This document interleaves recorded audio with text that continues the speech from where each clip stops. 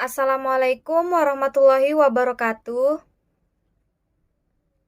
Waalaikumsalam warahmatullahi wabarakatuh. Semangat pagi anak-anak. Selamat pagi, Bu. Masih belum kompak nih, kita ulangin satu kali lagi ya. Semangat pagi anak-anak. Pagi, Bu. Wah, mantap anak-anak. Bagaimana kabar kalian hari ini? Alhamdulillah baik, Bu. Alhamdulillah, mudah-mudahan kita semua selalu sehat dan dalam lindungan Allah Subhanahu wa Ta'ala. Baiklah, sebelum kita memulai pelajaran pada hari ini, Ibu minta kepada ketua kelas untuk memimpin doa. Baik, teman-teman semua, sebelum kita memulai pembelajaran pada hari ini, mari kita berdoa sesuai keyakinan masing-masing. Berdoa dimulai. Berdoa selesai. Alhamdulillah, anak-anak, apakah masih ada yang ingat pelajaran yang sudah Ibu ajarkan pada pertemuan sebelumnya? Saya, Bu. Silahkan. Nah, materi minggu lalu itu tentang terbentuknya kesadaran nasional, yaitu sikap yang dimiliki suatu bangsa, Bu, berkaitan dengan tanggung jawab, hak, dan kewajibannya, Bu. Benar sekali. Jadi, minggu lalu kita sudah belajar tentang terbentuknya kesadaran nasional, dan pada hari ini kita akan mempelajari tentang perubahan masyarakat Indonesia pada masa penjajahan Jepang. Adapun kompetensi dasar yang akan kita pelajari hari ini adalah mendeskripsikan perubahan masyarakat Indonesia pada masa penjajahan Jepang dan menyajikan hasil olahan telaah tentang peninggalan kebudayaan dan masyarakat Indonesia pada masa penjajahan.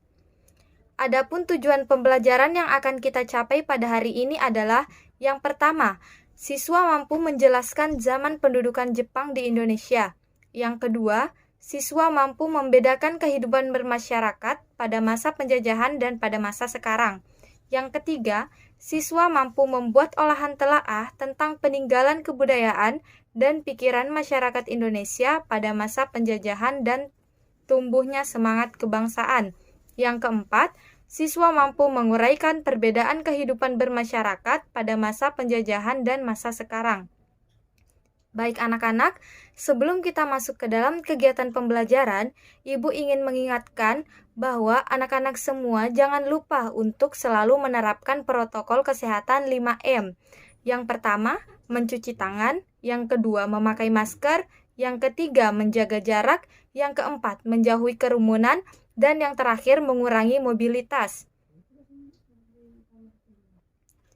Kita masuk ke materi ya anak-anak.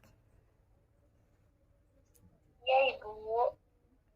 Jadi, Ibu ingin bertanya, di sini, di antara kalian, apakah ada yang tahu apa tujuan Jepang ingin menguasai Indonesia? Saya, Bu. Ya, silahkan. Jadi, tujuan Jepang ingin menguasai Indonesia yaitu terkait ekonomi dan politik, Bu. Ya, benar sekali. Jadi, tujuan Jepang ingin menguasai Indonesia itu karena politik dan ekonomi. Karena Jepang merupakan negara industri yang sangat maju dan sangat besar. Jika dilihat dari segi ekonominya, Jepang sangat menginginkan bahan baku industri yang banyak tersedia di Indonesia untuk kepentingan pengembangan aktivitas ekonominya. Karena Indonesia di sini merupakan daerah pemasaran industri yang strategis bagi Jepang untuk menghadapi persaingan dengan tentara sekutu. Selanjutnya, anak-anak, apa ada yang tahu lembaga kebudayaan apa yang dibentuk pada masa pendudukan Jepang? Saya, Bu. Iya, silahkan. Jadi, lembaga yang dibentuk pada masa pendudukan Jepang yaitu Kebudayaan Keimin Bunka Shidoso, Bu.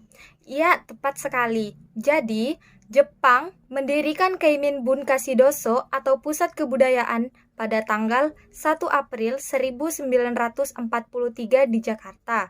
Dalam penjelasannya, pada waktu peresmian berdirinya Kaimin Bunkasidoso disebutkan bahwa badan ini bertugas untuk memimpin dan menilik budaya umum untuk meningkatkan derajat atau mutu rakyat aslinya.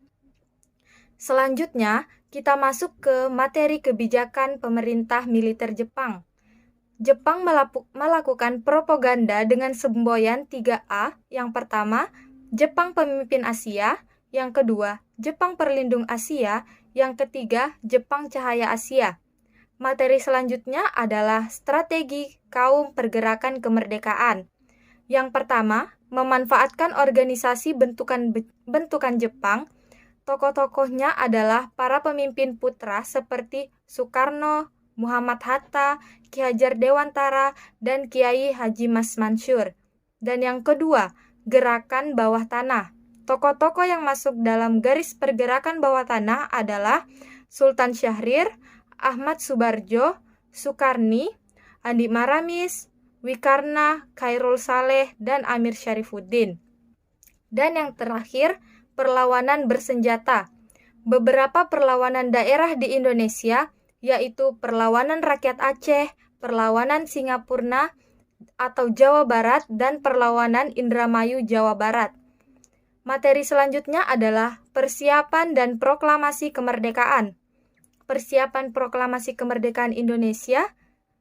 Yang pertama, pembentukan Badan Penyelidikan Usaha Persiapan Kemerdekaan Indonesia dan bisa disingkat sebagai BPUPKI. Dan yang kedua, pembentukan PPKI. Yang ketiga, peristiwa Rengas Dengklok. Baik anak-anak, sampai sini apa ada yang ingin bertanya sebelum kita melanjutkan pembelajaran? Saya, Bu.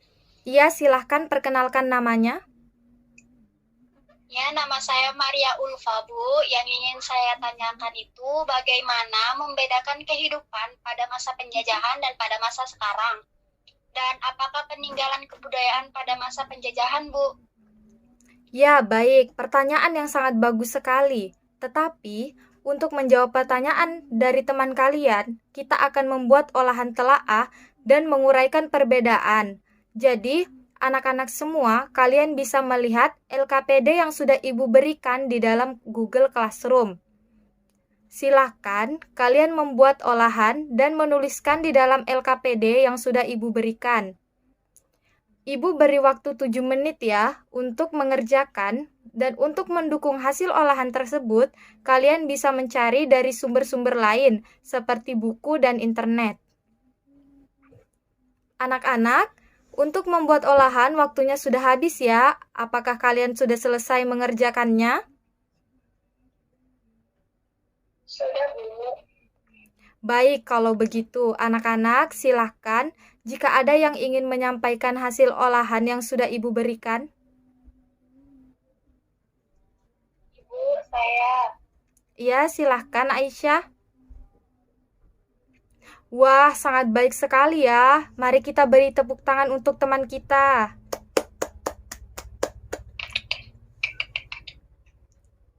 Jadi, Ibu ingin memberitahu sedikit, yaitu ada beberapa macam bangunan peninggalan sejarah atau kebudayaan di Indonesia sebagai berikut. Yang pertama, benteng.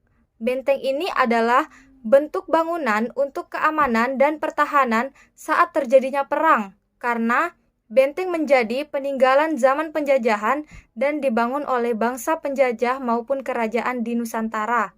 Dan yang kedua, makam. Banyak makam yang dijadikan sebagai sumber sejarah dan peninggalan, misalnya makam raja-raja di Surakarta dan Yogyakarta. Yang terakhir adalah situs. Situs ini suatu daerah yang menyimpan benda-benda purbakala seperti fosil, binatang purba atau manusia purba.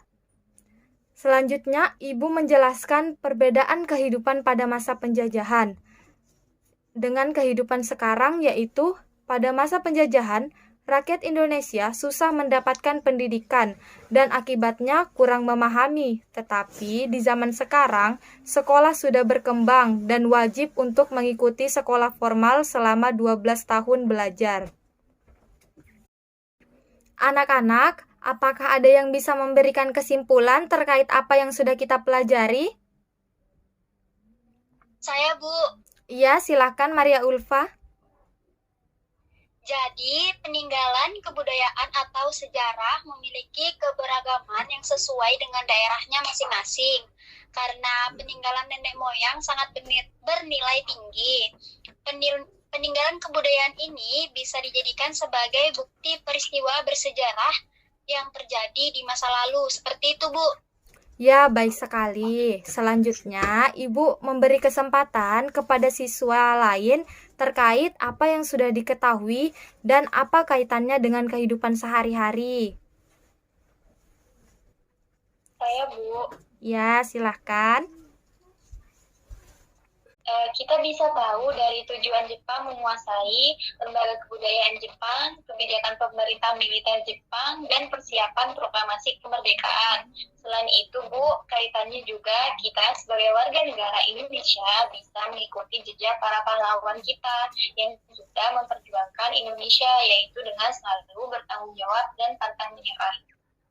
Ya, terima kasih anak-anak. Selanjutnya, setelah pembelajaran kita berakhir, kalian bisa mengecek Google Classroom masing-masing untuk mengerjakan tugas yang sudah Ibu berikan ya, dan dikumpulkan sesuai dengan waktu yang telah ditentukan.